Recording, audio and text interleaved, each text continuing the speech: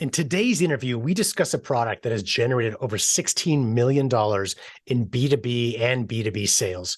And our guest shares advice that will be helpful to any product marketer.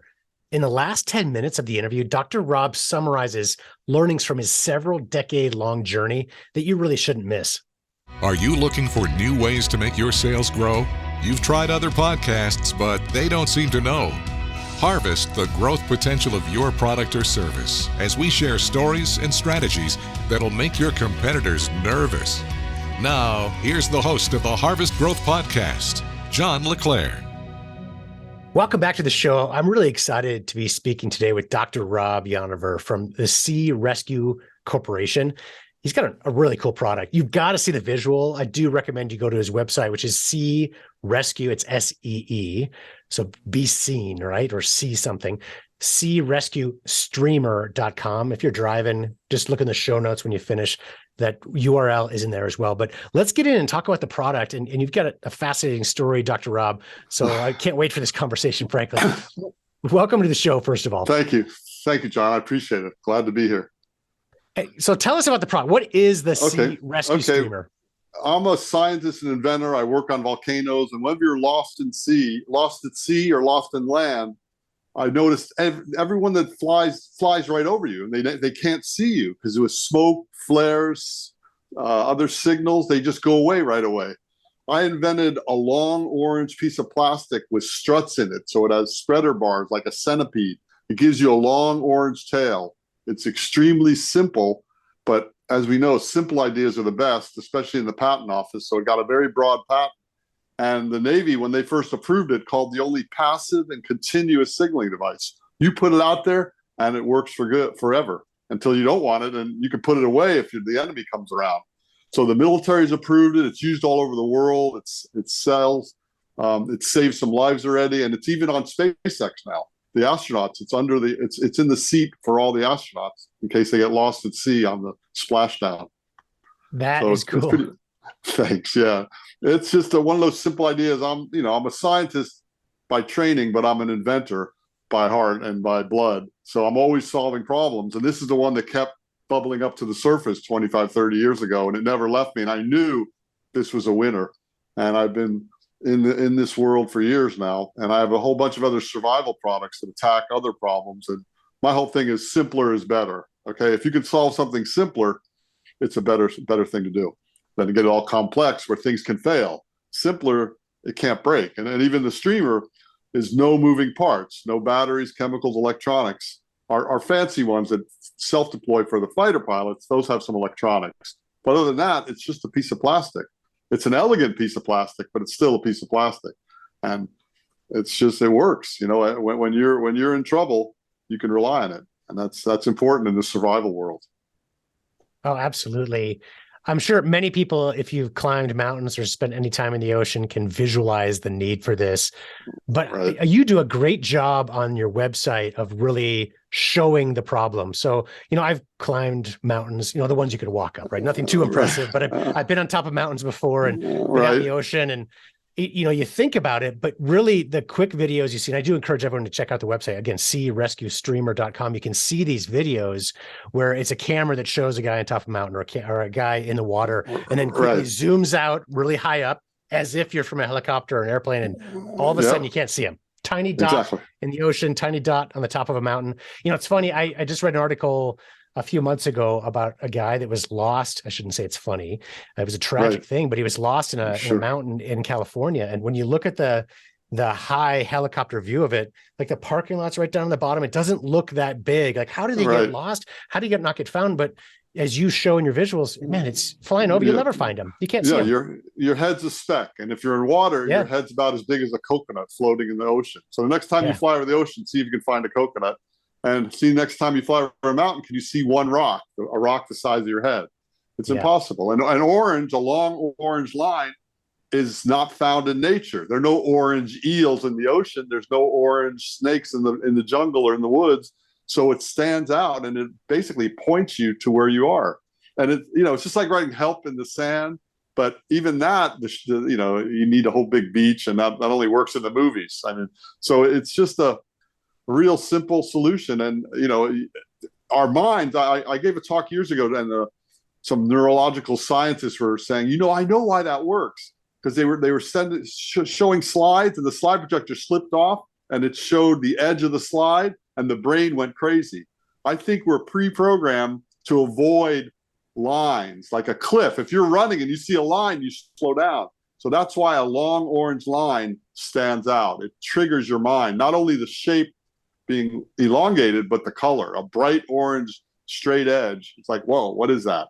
And, it's just an obvious thing. And it's a nice, the streamers are real small. It's only about as big as a cell phone. So it's a nice thing to, throw in your pack or life jacket. And they also float when they're not deployed. So that if the whole boat sinks, you can find them.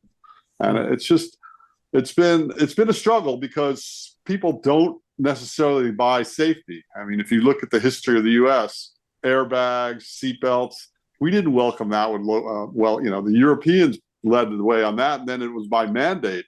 And it's still hard. My main focus is the military, because they have to be safe.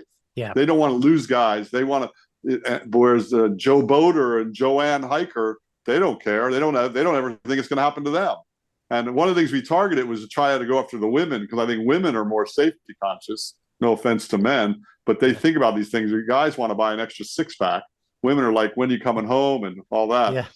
And I even tried to pitch that when I was on Shark Tank, and they didn't like, Mark Cuban didn't want the whole home run, all or nothing. I said we should go for a mandate. These should be required on all life jackets, flight jackets, and the Canadian Air Force has them on all their flight jackets. It's all over. The smart people use them. The people that should be using them.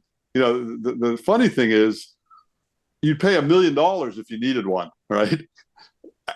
In real time. So that's always been a struggle, is selling safety. And I know your background's OxyClean. I love my brother was in marketing. He helped me name it Sea Rescue, SEE Rescue.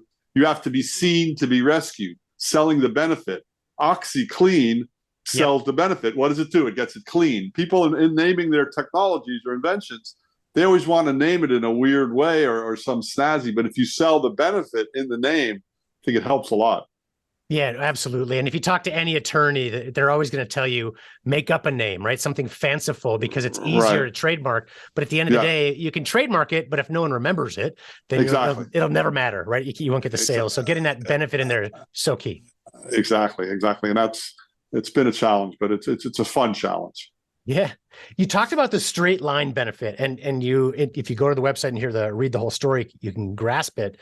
But I want you to describe a little bit more, because if you think about a ribbon, right? If I just made an orange ribbon, laid it out on the ground, wind's going to blow it. Lay it in the water, waves will carry it everywhere. But there's a way that you made it so it stays straight. Talk to us about how you. Sure. I'm into biomimicry. So I believe that nature has the best solution. If you believe in Darwin and evolution. So whenever I have a problem to solve, I look at how would nature solve it. So if you want something long and straight, you need support. Look at your vertebrae as segments, a palm tree segments, a centipede segments. So I got these air-filled struts, and I originally glued them to the streamer so it looked like a centipede. So when it twisted, it wouldn't twist, because each panel is protected by the spreader bar. And in fact, the first one I tested 21 years ago, my friends are saying, get a real job. My wife was like, stop playing with that piece of plastic. And I threw it out in a boat, and it was all bunched up. But as we drifted away, it started spinning out like a helix, like a DNA helix. It spun its way straight.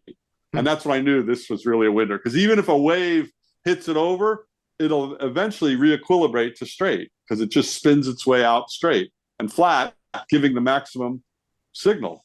So it's really and the other thing that's really interesting is all the money in the military goes to search items like fancy cameras and systems. No one spends a lot of time on the targets. And years ago, I was at a military demonstration where they had multi-million-dollar infrared cameras, but they had no targets. So I gave the Marines, the Marines were demonstrating being lost in this field, and they want to show these cameras.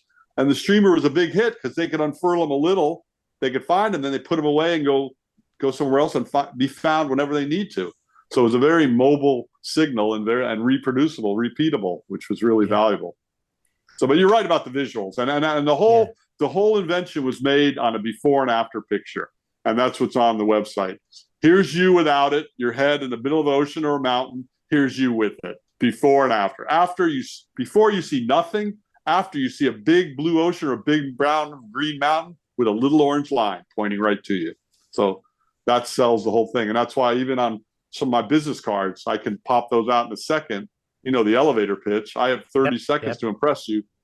I can show you the technology. And for all you aspiring inventors, you have to have your wrap good enough where you can explain it quickly and get the person to want more, right? Tell me more. So that's been my MO for years. I love that comparison against, where we spend the money in solving problems. It's not about preventing the problem. It's about, okay, the problem's there. How do we fix it afterwards? And, whether it's the military, whether it's us in our own lives, so often we do that as opposed to spending money. It's a lot cheaper usually to prevent the problem or make it easier to find than technology after the fact. Absolutely. But there are some technologies that have been around a long time before this product that aren't as good. But I'd love to talk about those just to compare. So, sure, the kind of the old-fashioned ways of doing it. They still use, unfortunately, sometimes. Right, a flare you shoot in the sky, lasts 3 seconds. You can't really tell where it's from. What did I see? There, it's gone. Blows away, right? Right. Smoke signals. Smoke blows away with the wind, and only a limited time. Then there's sea dye marker, where they put it in the ocean and it makes you a big puddle. But that's only if it's perfectly calm. Right. In rough seas, that dissipates very quickly. Yeah. And then you have electronic devices, and this is where everyone gets it wrong.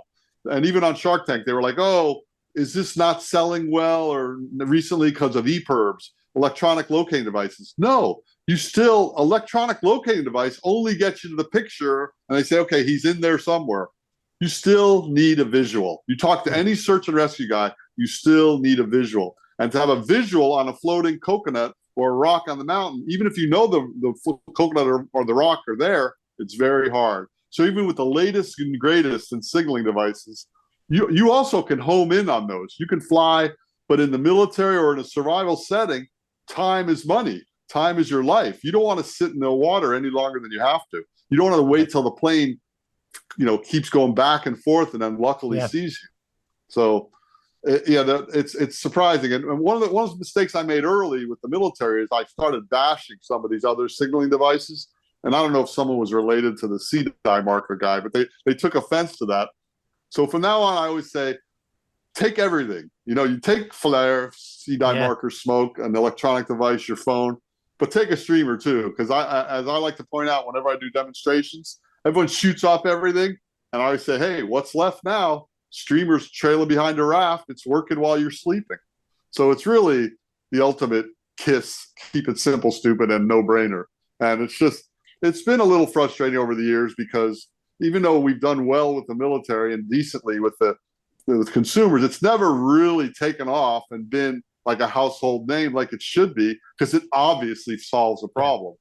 And that's, I've always longed to get out of safety just for that, but I keep inventing survival technologies because that's kind of where my mindset is. But it's hard to sell safety. We create or invent what we know, for sure. Exactly. That's my wheelhouse. So over the years, it's you talk down your success, but you have generated $16 million in sales over the years, which is fantastic. So what has worked, right? So you shared some of the stories, but what really from a marketing the thing that worked was to be embedded with the military survival professionals on a worldwide basis. There's a group I'm part of, SAFE Association. We meet annually, and there's smaller meetings, and I get to interact with survival experts from all militaries all over the world, and our military included. So again, they come in with a preset notion of being safe. They want to be safe. That's their job. They're safety officers. And then I had a licensee for 15 years, and one of the things we attempted, and it worked, was to do some lobbying.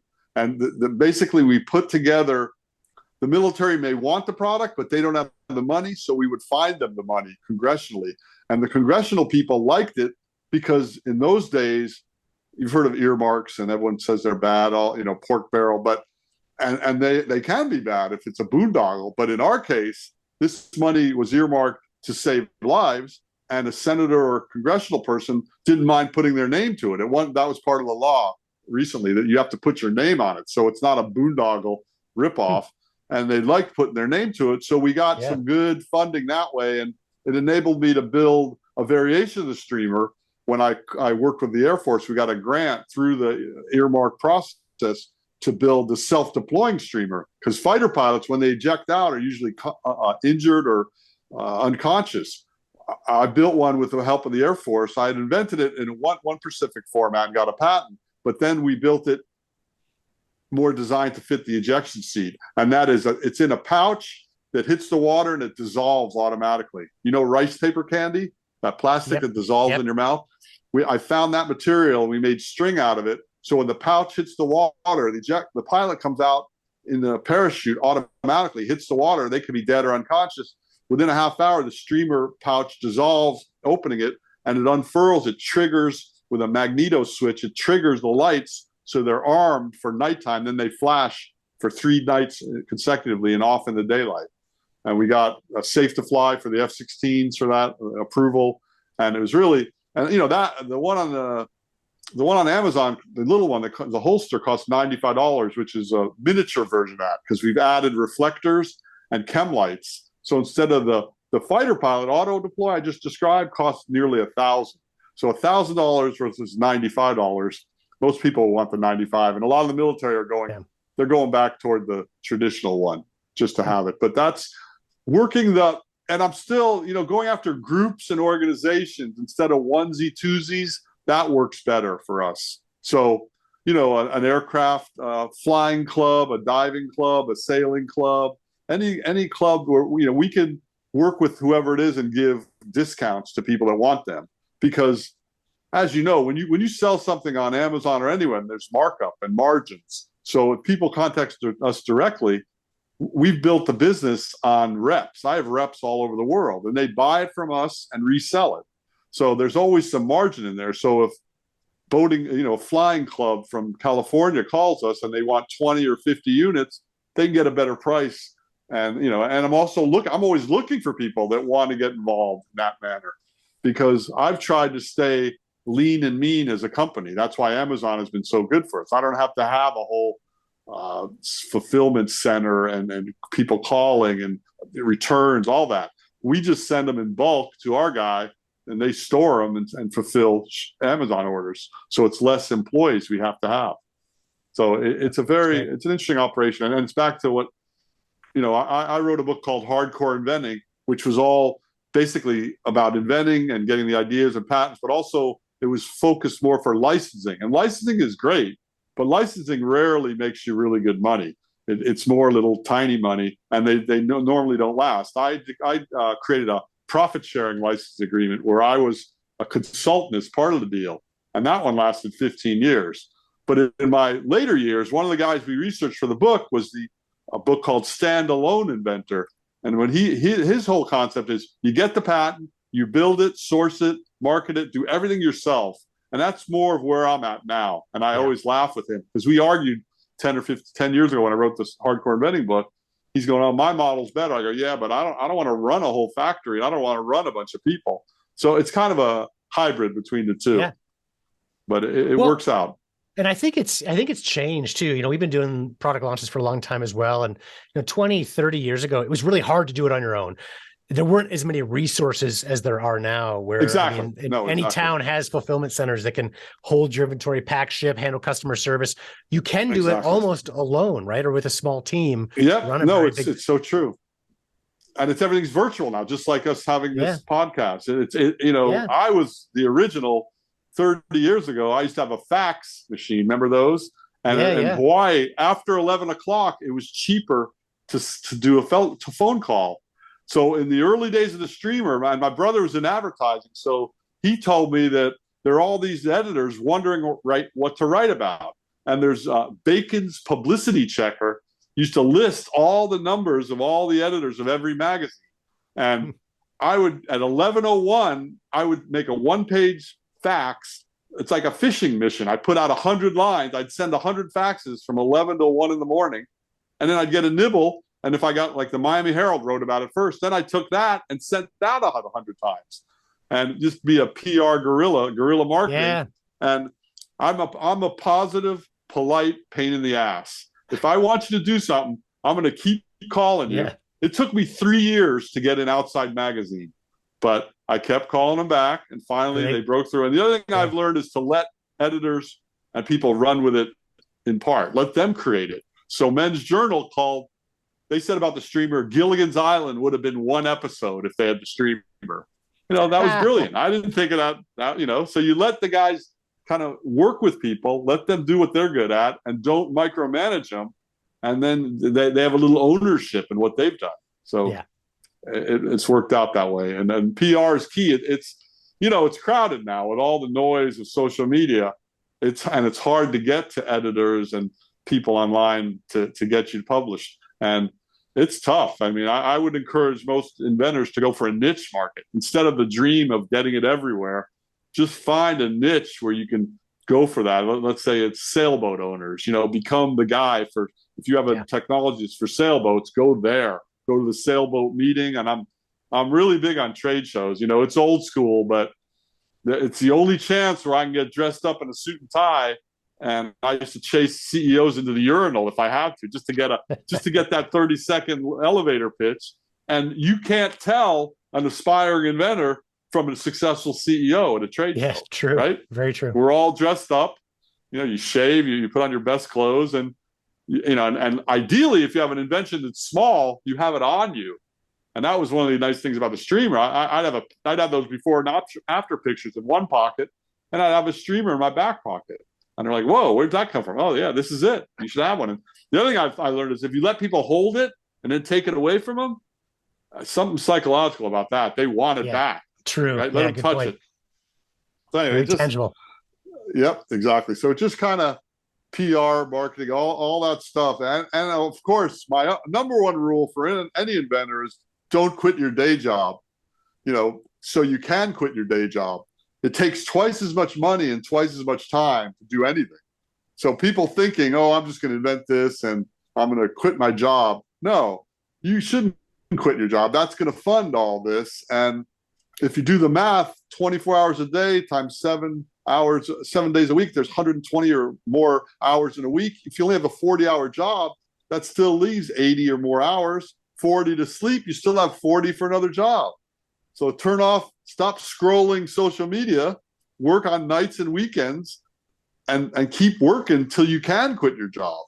But a lot of people make that mistake of saying, oh, I'm just going to start this new job, even a business, not even just a job, just a business. Yeah. You got to have a funding source, right? And a lot of people, even like Shark Tank, and I'm not really big on taking other people's money. I know it's good. I'll use other people's money, but I don't want other people owning me, right? If I took, and even after Shark Tank and before it, I was in a startup group, and people want to give me money. But then what do I do with these people? Right. They can call me anytime, forever, saying, hey, how's my 50,000? What's happening? I don't want that. I'd rather get a conventional bank loan or just keep money from your job so you don't have to get in that scenario, which to me is the real risk of that is, and this is why I've never done it with the streamers, because I don't want someone saying, okay, we're out of business. It's a garage sale. We're selling the patents and we're selling no, this thing's going for life. Even my father was my great model. He started a mail order business in our house when I was like 5 years old. So he must have, I don't know, he was 35 years old maybe. And he went all the way to 95 in life, but up into his 90s, he ran the same company. So it's like some ways it's good to run a company for your lifestyle instead of, being a worker for someone else, right? I mean, you want to, and again, the other thing is a niche career. And also, this is a problem I have with startups and Shark Tank. Everyone wants to be a zillionaire, millionaire. Everyone wants to swing for a home run and get it. I don't mind swinging for the fence, but a single and a double is good too, right? And in my scenario, my wife got ill. She got MS and was paralyzed for the last 19 years of her life while we had little kids. If I didn't have this streamer business where I could be totally flexible, the whole thing would have fallen apart. And the family was most important. So it's really great if you can build a small business that you can run that can afford you the lifestyle to keep inventing or deal with your family or whatever it is that you have to do, or spend time with your family. So I hate the way they do it on Shark Tank where they say, oh, you're a failure or it's a hobby business. Don't insult people when they've built a nice little business. And you know, I understand that the goal of that show and startups in general is to become a Facebook or some, but that's such a long shot. And, you know, it's better to just start a business where, and the other thing is, whenever anyone asks me, what do you think of this? I go, well, how much can you make it for? And how much can you sell it for? And do people want it? If you can build it for $1 and sell it for 10 and everyone loves it, you got something. It's that simple, right? And the other thing I say is always try to invent something small, just like to drive it around, you know, show it at a trade show. But storage is easy. You can put it in your closet. Yeah. One of my inventions that's an absolute failure at this point was my water bike, which was you know, I got away from survival. I have a pocket desalinator, pocket flotation device, emergency flotation rescue board, all these, and video search and rescue, all these safety devices.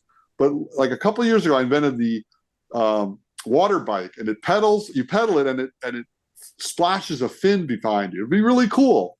I started looking into it. I'm like, where am I or anyone else going to put these? Right? Yeah.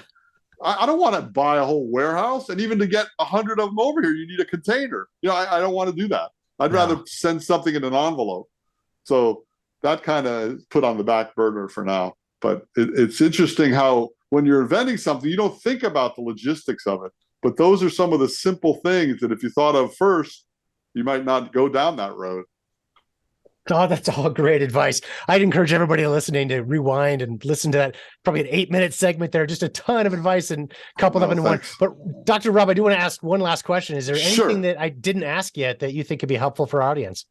I think you covered a lot, and I did too. I have trouble stop talking. No, I get excited. It's all great. This is super valuable stuff.